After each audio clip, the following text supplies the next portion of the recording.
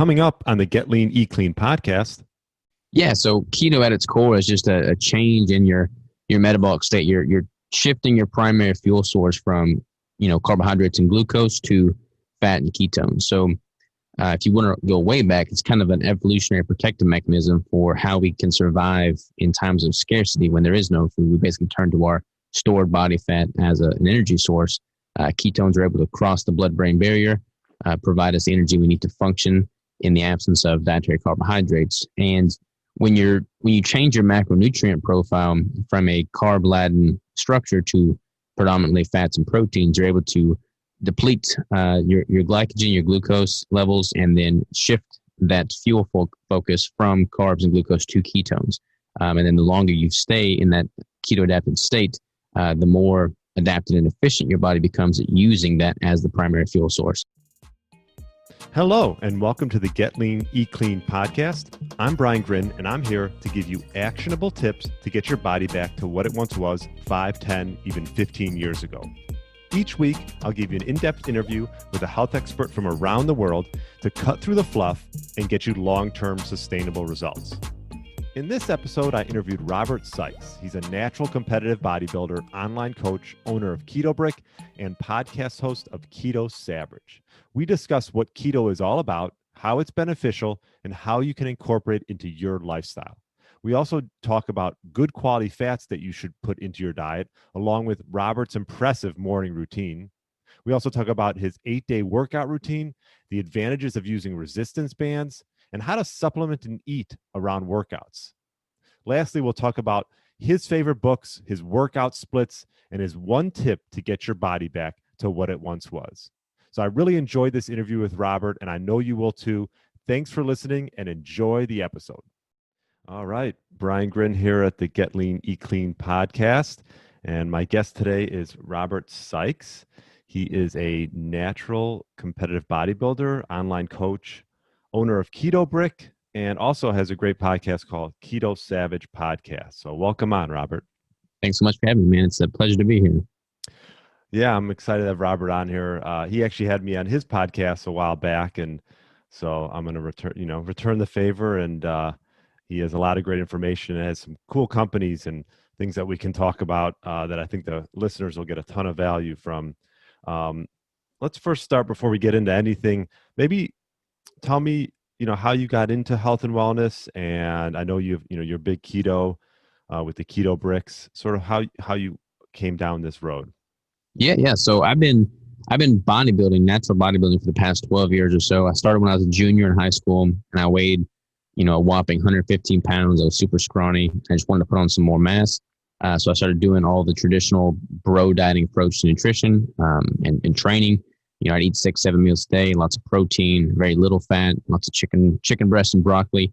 And I was able to put on quite a bit of muscle, but it wasn't really sustainable. It wasn't really healthy. I developed a bunch of eating disorders, which took me down a very dark road. So I started looking for alternatives, and I kind of stumbled on keto by accident. I started doing John Keefer's carbohydrate backloading protocol, which was basically keto during the first half of the day and then high glycemic index carbs at night. But I noticed that I felt much better without the carbs. So I just removed them entirely and was doing carb backloading without the carbs, and didn't know what that was at the time, because when I transitioned to that, it was before keto had gained any popularity. This was before there was any keto podcast or products or anything. So I just kind of started diving into the medical literature about, how it was used for children with epilepsy back in the 20s. And I started realizing what it was I was doing. And then once I knew kind of the nuts and bolts behind it, I really just dove in and experimented with it from a performance standpoint. And I haven't looked back since. I've been strict keto now for 6 years. No carb ups, no refeeds, none of that stuff. Yeah, Robert. So you were mentioning you've been strict keto for the last how long? How many years? 6 years now, strict keto. No carb ups, no refeeds, just strict ketogenic diet. And I've since earned my pro card via a ketogenic approach. I've just pretty much made it my brand, my business, my identity around how to optimize keto from a performance standpoint, specifically within the realms of natural bodybuilding. That's awesome. And I guess before we get into that, I'm curious, just for the listeners, can you sort of give an explanation of, I know keto's been hot for a little while now, but maybe a definition regarding what keto is and the macronutrients required for it? Yeah, so keto at its core is just a change in your metabolic state. You're shifting your primary fuel source from carbohydrates and glucose to fat and ketones. So if you want to go way back, it's kind of an evolutionary protective mechanism for how we can survive in times of scarcity when there is no food. We basically turn to our stored body fat as an energy source. Ketones are able to cross the blood-brain barrier, provide us the energy we need to function in the absence of dietary carbohydrates. And when you change your macronutrient profile from a carb-laden structure to predominantly fats and proteins, you're able to deplete your glycogen, your glucose levels, and then shift that fuel focus from carbs and glucose to ketones. And then the longer you stay in that keto-adapted state, the more adapted and efficient your body becomes at using that as the primary fuel source until that becomes the norm, which is what it's done for me now, being strict keto as long as I have. So basically just a total shift in where your body's getting its energy from. Yeah. And if someone was just starting out, let's say they've ate the standard American diet for a long time, what would be a good way to start someone out on keto? Yeah, so there's a couple different trains of thought. Some people prefer to not track anything and just be incredibly intuitive. And if you're going to go that route, then I suggest keeping dietary carbohydrates to a minimum, pretty much only getting trace carbs through some green leafy vegetables. If you want to include more vegetation, there's trace carbs in eggs and heavy cream and things of that nature, but keeping the grains, the pastas, all of that down to a zero, and then getting most of your food from high quality fat sources and meat, particularly red meat and ruminants. They're going to have a higher nutrient profile than most of the monogastric, like the chickens and the pork and whatnot.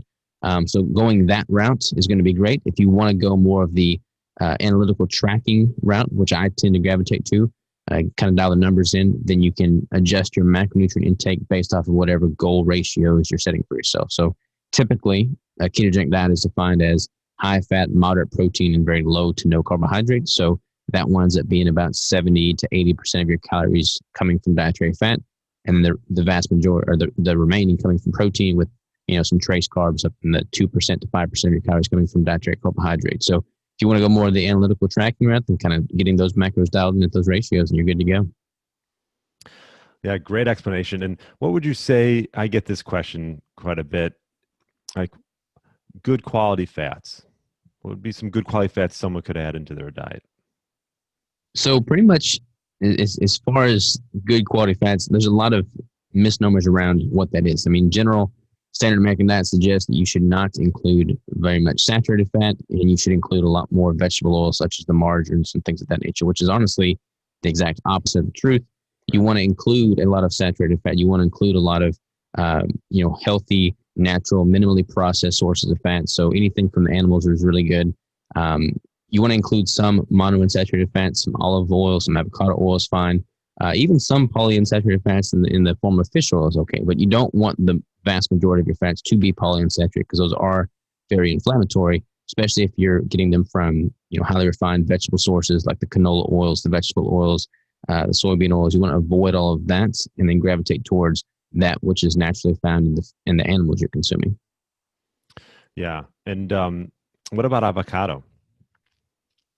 Avocado is good. A lot of people, avocado is kind of like the poster child for keto, because it's got a lot of good nutrients, fats in there. I don't eat a ton of avocado because there is quite a bit of trace carbs in avocado. I don't feel guilty on the occasion that I do have it, but I would keep it to a reasonable, no more than one a day, probably, if you're wanting to include it into your nutrition. Yeah. Yeah. Because, I'll get people, they're like, oh, I had some salad with lean protein. They're like, what should I add to my salad? Because they're not satiated enough. How would you respond to them? What would you say to them? Yeah, well, I mean, honestly, putting some fattier cuts of meat on the salad instead of a lean protein would be good. So maybe instead of a chicken breast salad, getting like a sirloin, which is still going to be pretty lean, but like a ribeye salad would be really good. Some ground beef, for instance, on the salad would be good. If you're going to have to add fats to it, then doing so in the form of an olive oil, avocado oil. You could put some slices of avocado on there to fatten it up a little bit. Nuts, you can put some nuts on there, but some people respond poorly to nuts. And depending on what the most recent research shows as far as the linoleic acid found in nuts, you may want to keep that to a minimum. But honestly, just opting for a fattier cut of meat, naturally fattier cut of meat on your salad as opposed to a chicken breast is going to be your best bet. Yeah, no, I like that because that's just a common question. And especially because, for me, I have a lot of clients who technically are getting into fasted states throughout the day and time restricted eating. And, you want to give them advice as far as like what's the most satiating things to have. And like you said, like people think, oh, lean protein, but really it's those fats that's going to sort of keep you satiated throughout the day, right? Absolutely. I mean, the protein does have a strong argument in the sense that you're going to get more volume from that protein. Hmm. But as long as if you're just trying to get optimal levels of nutrients in, if you're taking an adequate protein, you have the vast majority of your calories coming from dietary fat, then you're going to be incredibly satiated. Now, when you start getting into the waters of being in a caloric deficit, for instance, if you're trying to cut down, lose body fat or do a competition, then you're going to be hungry regardless of what your macronutrient profile is going to be looking like. But you can kind of hedge your bets and mitigate that hunger by incorporating a good dose of healthy fats throughout the course of the day. Okay. Yeah. I mean, that's great advice for anyone to follow. And I guess, what about what's your, I like to ask my guests, like what their routines are. What's your morning routine and ritual? I'm a big like morning person. So I'm curious to know what yours is. Yeah, so I like to start the day. I typically wake up at about 3 o'clock in the morning, and then I start the day off getting some work done. Like I don't really meditate like I probably should, but I like Mm, to just hit the ground running from a business standpoint. So I start doing some strategic, big picture thinking. I'm writing a book right now, so oftentimes get up and start writing first thing in the morning.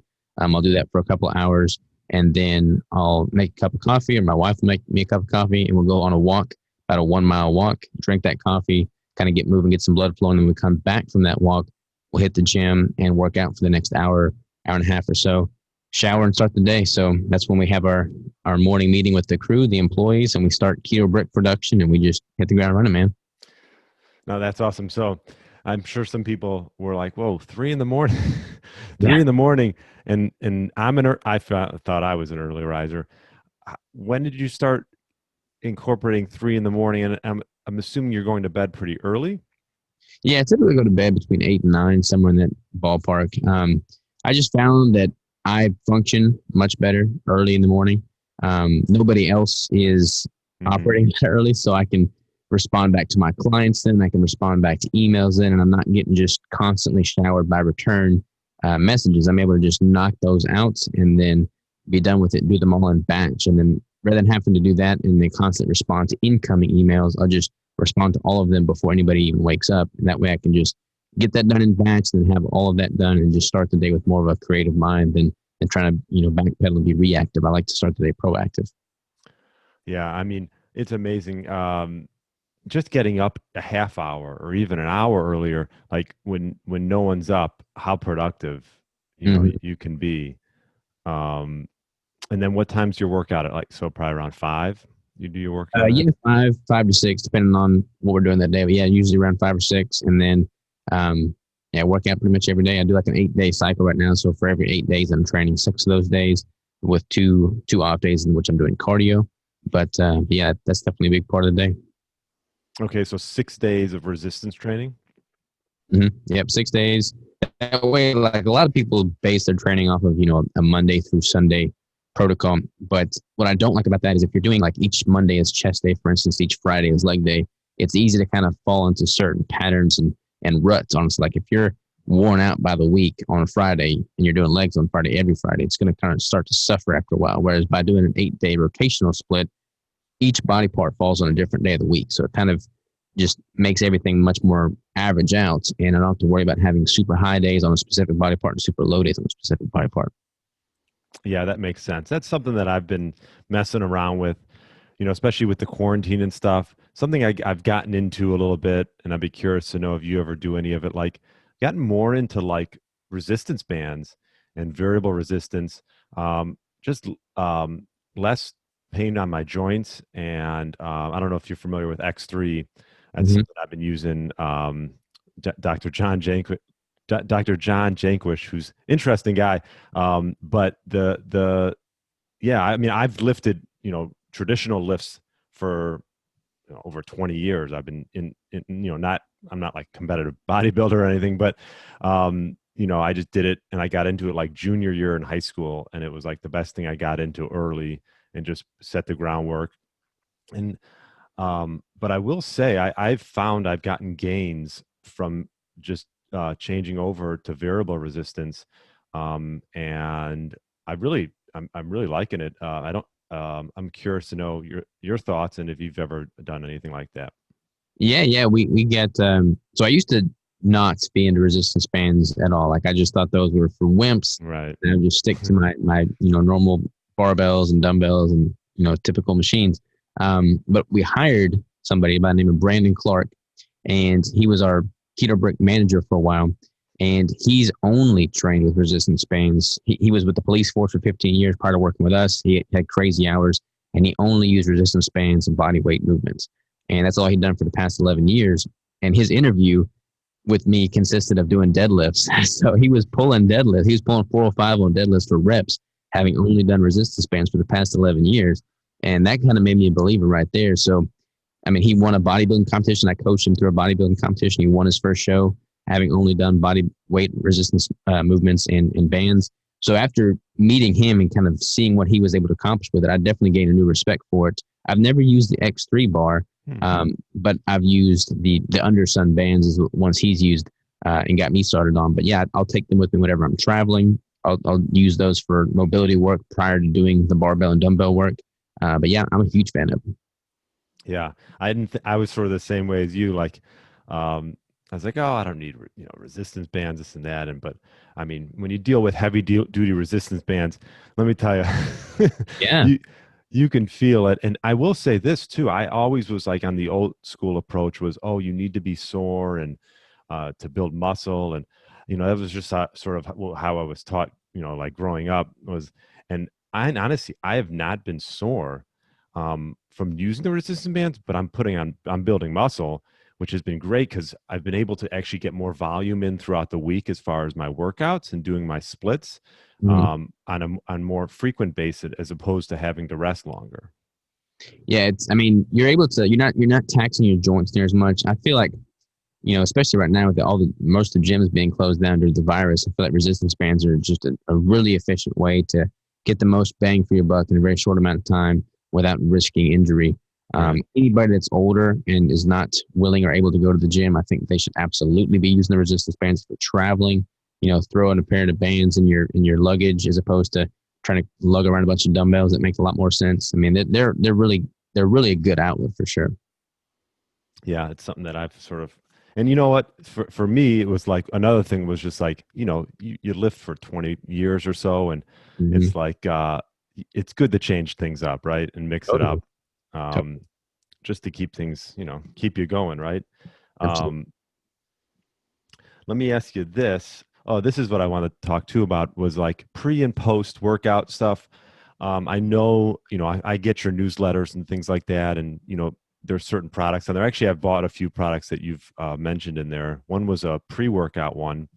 I'm curious your thoughts around that. I know there's some studies out there saying, post-workout is, not even necessary per se. And I'm curious to know what your thoughts are regarding supplementation around the workout. Yeah. So pre-workouts, I mean, you don't want to become dependent. Most pre-workouts are stimulants. So you don't want to become dependent on your caffeines or any of your stimulant supplements. But, there's days where pre-workout gets in the right mode, the right mindset. So I'm all for it. However, I would definitely prioritize a very clean pre-workout. I've been using Pure Pump is one.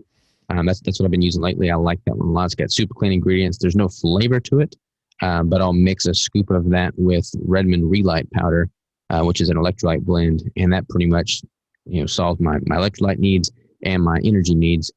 So that's great. And then for post-workout, man, you don't really need to. I used to think that you have to slam a protein shake 20 minutes after the workout, or else all your gains are out the window. And that's just not the case. I mean, your body absorbs the nutrients that you consume over a very long period of time.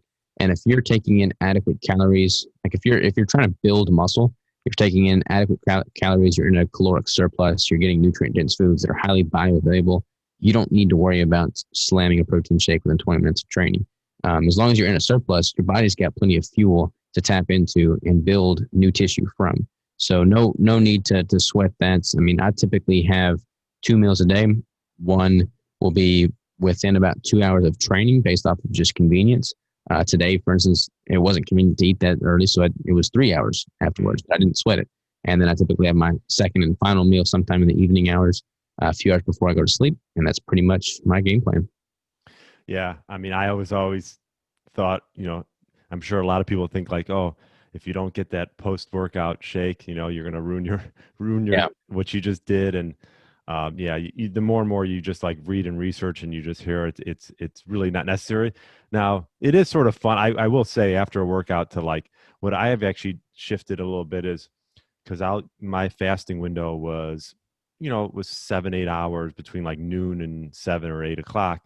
And I've shrunk it down a bit, just from like, I don't know, actually starting with the quarantine a little bit, shrunk it down where I'll work out, like I'll probably work out after this interview and then I'll have my first meal.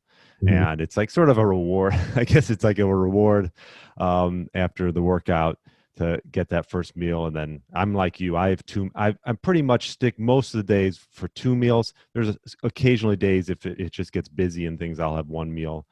And do you typically eat your meals within a certain window? It all just kind of stems off of what I've got going on that day. Like I don't really worry about hitting it at a certain time. I'll Mhm. wake up, I'll have that fatty coffee. It's not super fatty, but it'll be like a couple tablespoons of heavy cream and then maybe some kind of nootropic blend. And then I'll Yeah, how do you like that nootropic? I think did you have them on your podcast recently? Is that yeah, the Keto Brains is the name of it with a Z. Mhm. And I've really been enjoying it. It tastes good. A lot of these nootropic blends, they don't blend very well. The taste is not really there. And it just becomes more of a, it's not satisfying to drink. Whereas this stuff, I like it a lot. And I feel really clean and crisp after drinking it. So I'll have that or train. And then I'll have my first meal, like I said, 2 hours after training. That's typically something super simple, like a keto brick and a can of sardines or a can of oysters.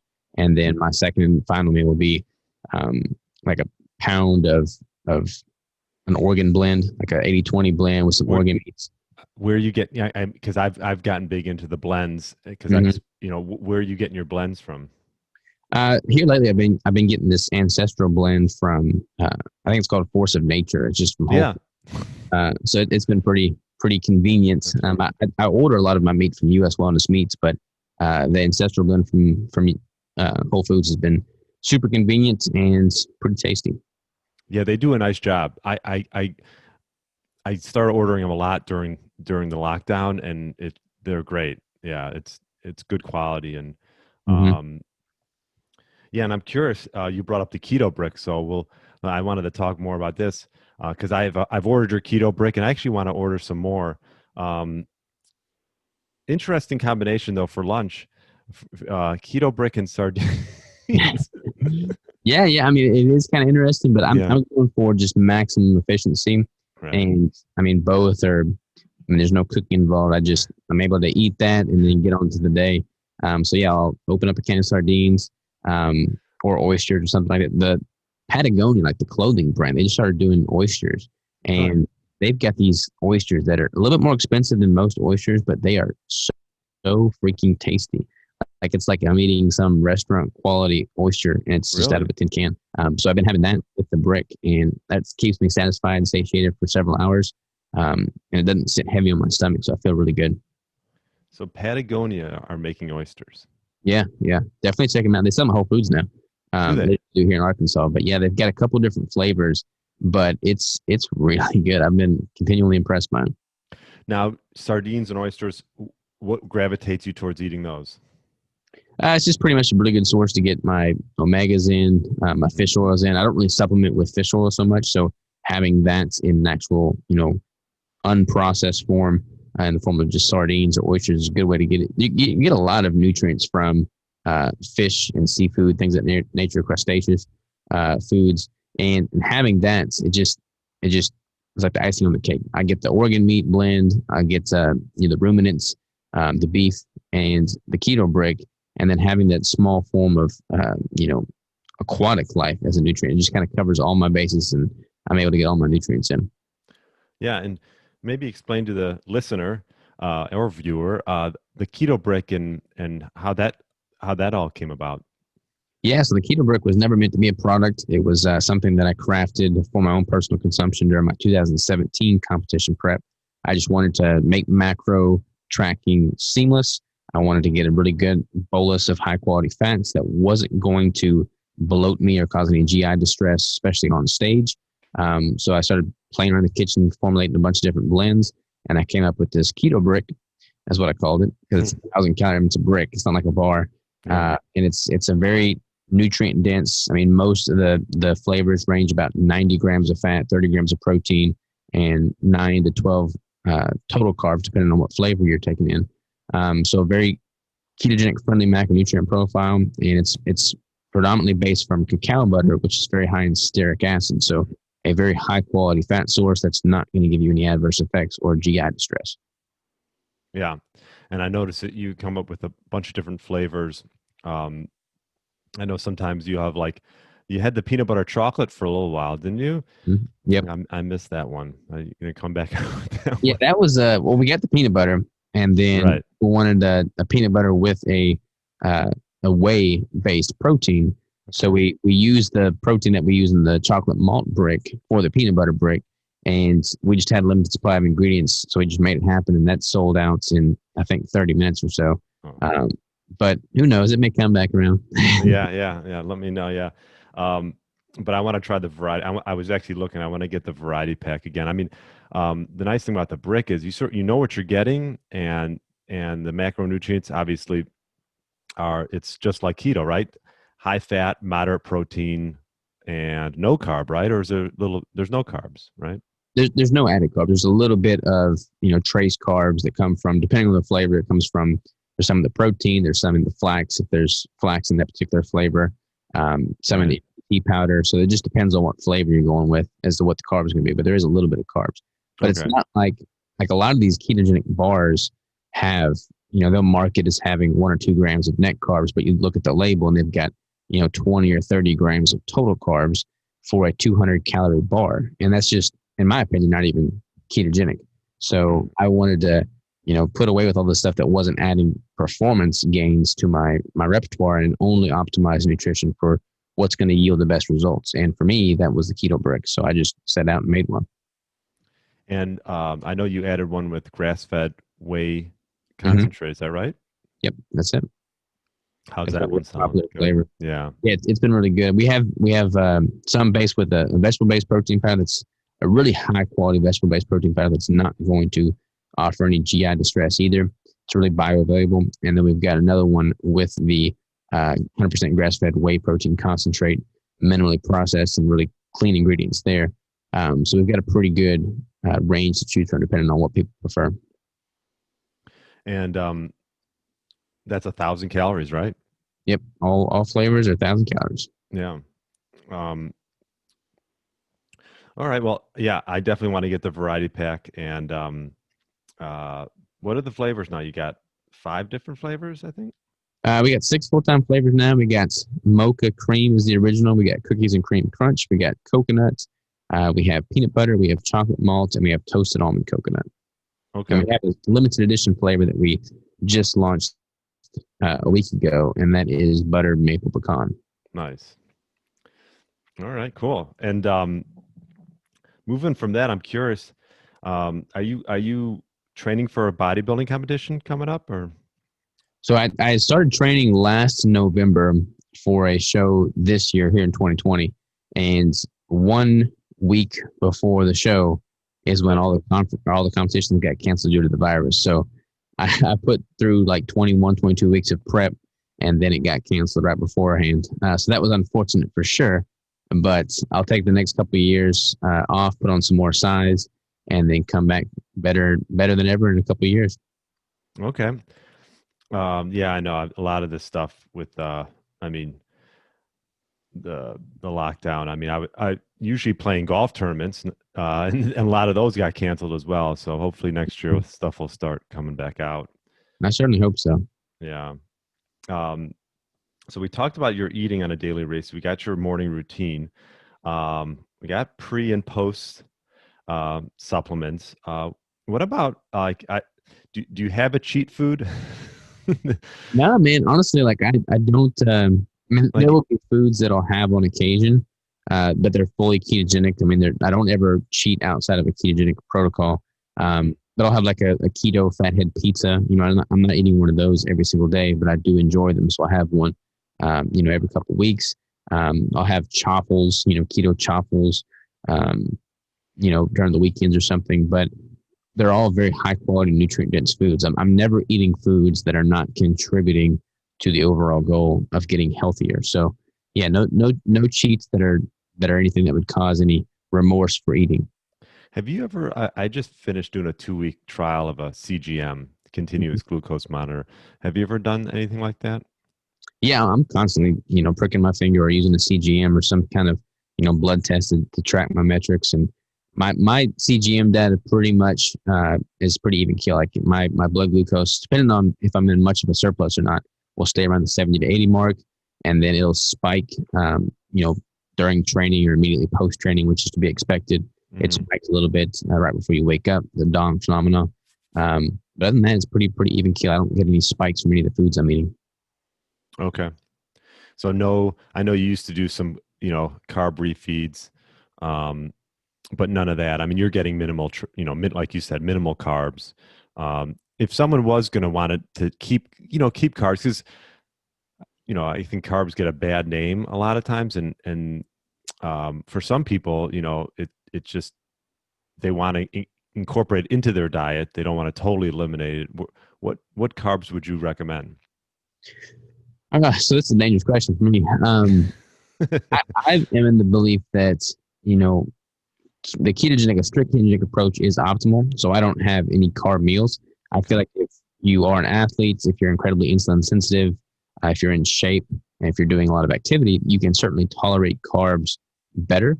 In which case, having a minimally processed natural source of carbohydrates would be preferred, like a honey or like a sweet potato or something of that nature. But yeah, any of the heavily processed nutrient void carbs, I would definitely stay away from, no matter who you are or what diet you're following. Yeah. What about nuts? So nuts And seeds. yeah, nuts and seeds, you can have them, but I certainly wouldn't make them a staple. I feel like people overconsume them. And as the research points to, linoleic acid in nuts and seeds being an adverse fat to have in abundance, I would certainly avoid over-consuming nuts and seeds. But, occasionally some nuts and seeds, if you're healthy, I think it's totally fine. Yeah. I actually was looking on your website, and I might buy some of them, because I will say that's sort of my, like, if you want to call it a cheat food, are nuts and seeds. I try to find sprouted ones, and I did notice on your website the peely nuts. Peely nuts are amazing. I love peely nuts. Yeah. All the nuts that you can choose from, those are certainly the most ketogenic. They have the highest fat ratio. They beat out macadamia nuts. Very few total carbohydrates. So peely nuts are great. Yeah, and there's like, I never actually really heard of, and they're sprouted too. Is that correct? That company? Yeah. They have sprouted options as well. The owner of that company, Hunter Gatherer Foods, I believe is the name of it. It's just, I mean, the guy is super cool. I've met him at several conferences. He was a surfer, and he came across these peely nuts while he was surfing. I don't know the full story, but he's just a really good, down to earth guy that's trying to do the right thing for the right people. He gives a lot back to the community where he gets the nuts. It's just a really good business model. That's cool. Yeah, I'm always looking for, maybe different or good sources of nuts just to have every once in a while. Yeah, they're super buttery. If you've never had it before, I think you'll enjoy them. Okay. Yeah, no, I'm definitely going to try them. I'm curious too, like regarding workouts, you're doing a 8-day split, and just, maybe dial it back into, if someone's wanting to get into working out, what would you tell them, and how would you sort of, I know everyone's different and depends what they're working for and their goals and their past, but maybe baseline of, if someone's starting out, how would you guide them? Yeah, it's like a good entry level workout protocol would be like a 3-day push pull legs routine. So having a leg day and then having a push day. So all the movements that are going to require pushing movement. So that's going to be like your shoulders, your triceps, your chest. and then having a pull day. So that's going to be back and biceps. That way you're hitting all the muscle groups, but you're not overly taxing any one before you have an ample time to recover before hitting it again. So a good solid push-pull leg routine is pretty foolproof for someone that's just beginning. Yeah. So it'd be 3 days. And then if they want to repeat it, they could repeat it and pretty much do that for 6 days, right? Absolutely. Yeah. I've actually been doing, with the bands, I've been doing 1 day lower body, 1 day upper body, and then just keep, so I used to do like 3 days a week and do splits, like back and shoulders, chest and arms, legs. But like then I'd do legs once a week and I wouldn't hit it for another week. Now I'm doing it like, at least 3 days a week. And I think that's part of the reason why I'm finding out, more gains. I'm getting more gains from increasing the volume throughout the week. Yeah, workout frequency, especially as a natural athlete. I mean, having enough frequency, I would definitely hit each muscle group at least twice a week, Yeah. if not 3 times a week. But having enough frequency to stimulate that muscle group is going to be very important. Yeah. No, that's been good. It's been a game changer for me. I'm curious. I mean, you're an entrepreneur. You got an awesome company, and who's like your biggest influence in your life? Ooh, there's so many, man. There's so many, and they're all in different spectrums. Like I look to certain people for business, wisdom and prowess. Like to other people for relationship and just human interaction. There's not any one person that I've found encompasses all of these things, but I have a very diverse field of interest, and I tend to seek out the people that are at the top of their game in that field of influence, and then look to see how they're acting. So I've been super into mindset lately, stoicism, things of that nature. So from a stoicism standpoint, Marcus Aurelius is a really good place to go. I got that book on him. Yeah. His writings are really good. And I've been listening to a lot of Joe Rogan podcasts simply because he has a very diverse range of guests. So depending on what I'm interested in, he brings on, elite movers and shakers in that niche. And then I feel like he does a really good job at interviewing them in a very unbiased, comfortable manner. So they're able to just speak freely in a long format. So I'll listen to that based off of, what I'm interested in at the time and who the guest is. But I think just simply, consuming quality information and then assimilating it and then acting upon it. So many people take in information and do nothing with it once they have it. Taking it in and then applying it to your own life and seeing what sticks is key. Yeah, I totally agree. I mean, first of all, now with obviously podcasts are bigger and bigger, and just obviously with the internet, there's so much information out there. It's like information overload, and are people taking more action is the real key. How do you get people to take action? I mean, that's the biggest thing. What would you say your biggest thing is? What makes you take action? I know I'm going to die, honestly. Like I know that time on this earth is finite and it's going to run out at some point. So I don't want to be on my deathbed with regret that I didn't do something that I felt compelled to do, especially when I was in my prime. So every single day I wake up, I try to live that opportunity out to the fullest because we have great opportunity, especially if you have your health, especially if you're living in America. Make the most of that and don't squander that time. Yeah, I like that. Yeah, I mean, for me, I try to just improve every day, and it doesn't have to be, major actions, right? These are just little things that add up over time.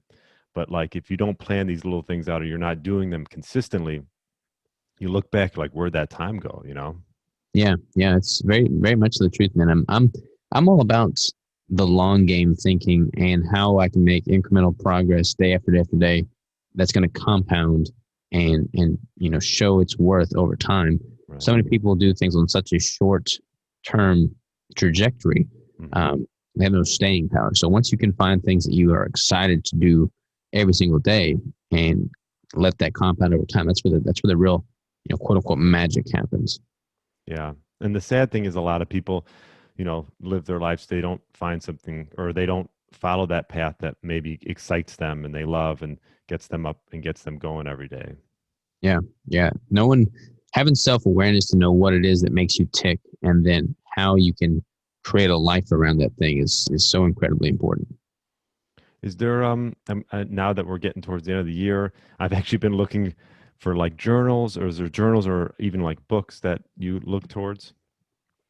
There's several great books that I've read. I used to have an analysis paralysis, syndrome with regard to books. I would just read every book, and it just would sit on my shelf after I got done reading it, and it wouldn't be acted upon. So I don't really read a ton of books anymore. I listen to a ton of books on audio, and then as I'm listening to it all, game plan on the whiteboard, put marker board notes of any things that I want to apply to my own life. But one thing that I found to be incredibly beneficial is each year I record a manifesto. And this manifesto is something that I want to encompass throughout the year as a theme for that year. And then I have to revisit it throughout the year to make sure I'm living it up to that potential and tackling it as I committed to. And then it just resets every year. I create a new manifesto every year. Cool. So you record yourself for the year, and then you just you listen to it throughout the year then. Yeah. Like if you Google, my name, I've been doing this now since I think 2006 or 2017. So if you were to Google like Robert Sikes, manifesto, you can find it on my YouTube for sure. Oh, that's cool. Okay. I like that. See, I love this podcast game. You can learn new things. Yeah. Podcast is all about learning new things, man. We'll leave with like one last question that I've asked a lot of guests are, what would be one tip if an individual was looking to try to, because a lot of times, what happens is, as you'll see, I'm sure like you get into your middle age, people start to sort of lose their bodies. Mm-hmm. What would maybe be, I know it's a sort of a loaded question, but maybe one tip you'd give to that individual that wanted to get their body back to what it was, maybe when they were in like their 20s or their 30s? Honestly, just cleaning up their nutrition. I used to think that it was all about the training and not so much the nutrition, but nutrition is so incredibly important. You don't have to train. You need to do some type of physical activity, but having the nutrition dialed in is so incredibly important, because going back to compounding effects, what you eat every single day of your life compounds over time. And if you're putting crap fuel into your body, you're going to get a crap result. Whereas if you're putting the most pristine quality fuel you can, you're going to be running like $1 million well into your later years. If you couple that with some form of resistance training or, mobility work or activity, that's just going to be amplified tremendously. So I think personally, the ketogenic diet paired with, natural bodybuilding or some form of, physical activity like that is the fountain of youth. Yeah. Love that. I totally agree. I'm always like, they're like, well, what percentage of it is diet and versus working out? I mean, I would say as far as eating, it's got to be around 75, percentage on it, but 75% what you eat. Yeah, it's huge, man. Like you gotta have, and you can get away with it in your younger years, like your 20s, and that margin is not really going to be that noticeable. But as you get older and older, that margin becomes more and more paramount. And having nutrition dialed in is so key. I totally agree. And where's the best place to find you? Is it your keto site, the Keto Brick site, would you say? Yeah, so ketosavage.com is my website. I'm in the process of revamping that, so it's going to be revamped here soon. Ketobrick.com is where we have the Keto Bricks, and then on social, anywhere I'm on there as Keto Savage or Live Savage, so you shouldn't have any trouble finding me. Awesome. Well, this was great. A lot of information packed into like 50 minutes, so loving it, and I appreciate you coming on, Robert. Yeah, appreciate the opportunity, man. If there's everything I can do for you, man, just let me know. All right. Thanks so much. Take care. Thanks for listening to the Get Lean, Eat Clean podcast. I understand there are millions of other podcasts out there, and you've chosen to listen to mine, and I appreciate that. Check out the show notes at briangrin.com for everything that was mentioned in this episode. Feel free to subscribe to the podcast and share it with a friend or family member that's looking to get their body back to what it once was. Thanks again, and have a great day.